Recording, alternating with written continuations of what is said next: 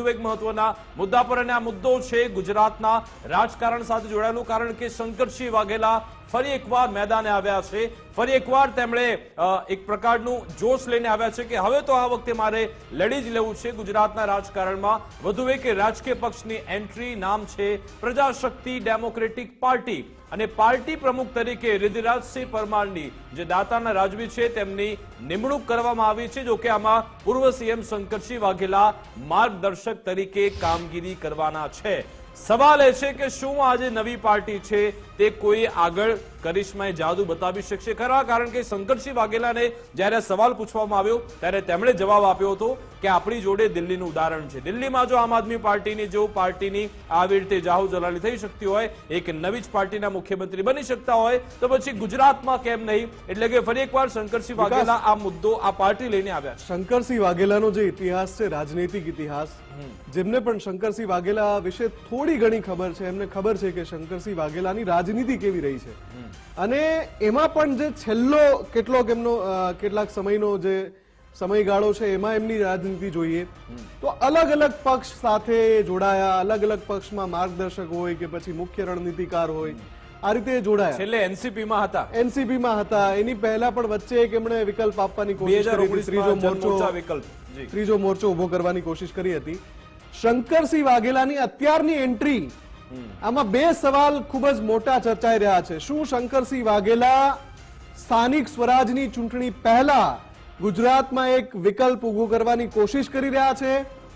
બીજું કે દાતા સ્ટેટના રાજવી રિદ્ધિરાજસિંહ પરમારને એમણે અધ્યક્ષ બનાવ્યા, એટલે આમાં પહેલો મુદ્દો જે ક્ષત્રિય સમાજને ક્યાંક હજુ સત્તામાં સહભાગિતા નથી મળતી। એ વખતે ચર્ચા થઈ હતી કે ક્ષત્રિય સમાજની એક અલગ પાર્ટી હોવી જરૂરી છે કે જ્યાં એક લોકોને ત્યાં એક પ્રકારની તેમને શું કહેવાય પ્લેટફોર્મ મળી રહે, તે મુદ્દા ઉઠાવી શકે અને ક્ષત્રિય સમાજને નેતૃત્વ મળે તે માટેની પાર્ટી હોવી જરૂરી છે અને એ જ દિશામાં અત્યારે આ બધા સમાચાર મળી। વિકાસ, આપણી સાથે ધર્મેશ જોડાઈ ગયા છે। ધર્મેશ, ખૂબ લાંબો અનુભવ છે આપનો અને શંકરસિંહ વાઘેલા વિશે પણ આપે ખૂબ પત્રકારત્વ કર્યું છે। એમની જે રણનીતિ રહી છે, જે પ્રકારની એમની રાજનીતિ રહી છે, અત્યારે એમનું આ રીતે આવવું, પાર્ટીના માર્ગદર્શક બનવું, શું ક્ષત્રિય સમાજને એક વિકલ્પ આપવા માટે, એક પ્લેટફોર્મ આપવા માટેનો એમનો પ્રયાસ છે કે પછી ત્રીજો મોરચો ઉભો કરવાની ફરી એકવાર કોશિશ છે?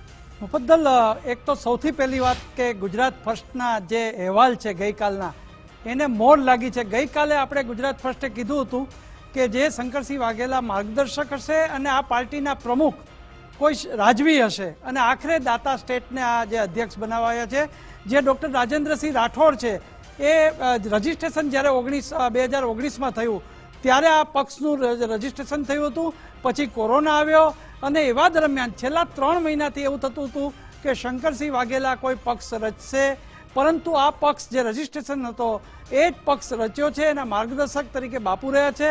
હવે વાત આવી ત્રીજા મોરચાની।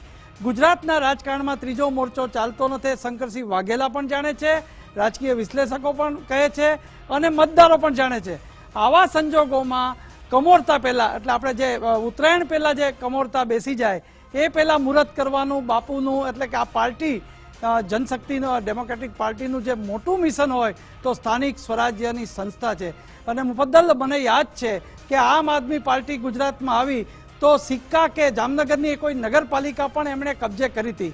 તો આવી કોઈ પણ એક પાર્ટી જે ભાજપ અને કોંગ્રેસનાથી દુઃખી હોય એ લોકોને ટિકિટ આપે અને એના સિમ્બોલ ઉપર લડે, જે ભાલાવાળો સિમ્બોલ છે આ પાર્ટીનો, અને એવામાં કોઈ એકાદ નગરપાલિકા કે એકાદ પંચાયત કે એકાદ સરપંચ ગામોના આવે તો એ 2027માં કામ આવે।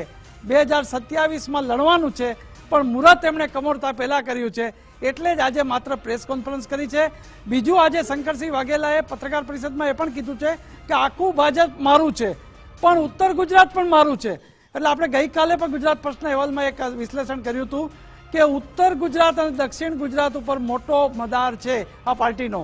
અને ત્રીજી વાત, લોકસભામાં રૂપાલાના નિવેદન પછી ક્ષત્રિય સમાજની નારાજગી છે, એ ક્ષત્રિય સમાજની નારાજગી પછી મંત્રીઓમાં હોય, ગાંધીનગરમાં પ્રતિનિધિત્વ ઓછું મળતું હોય, ઓછી સંખ્યામાં ટિકિટો અપાતી હોય, આ તમામને આવરી લેવા માટે આ પક્ષનું રચના થઈ છે। આમ આદમી પાર્ટી દિલ્હીથી આવેલી હતી, આ લોકલ પાર્ટી છે એવું કરી ભાજપ કોંગ્રેસના કોઈ દુઃખી હોય એ આગેવાનોને આમાં સમાવવાનો આવતીકાલથી જ ઝુંબેશ શરૂ થશે Okay. અને એનું એપી સેન્ટર ઉત્તર અને દક્ષિણ ગુજરાત પણ છે જ.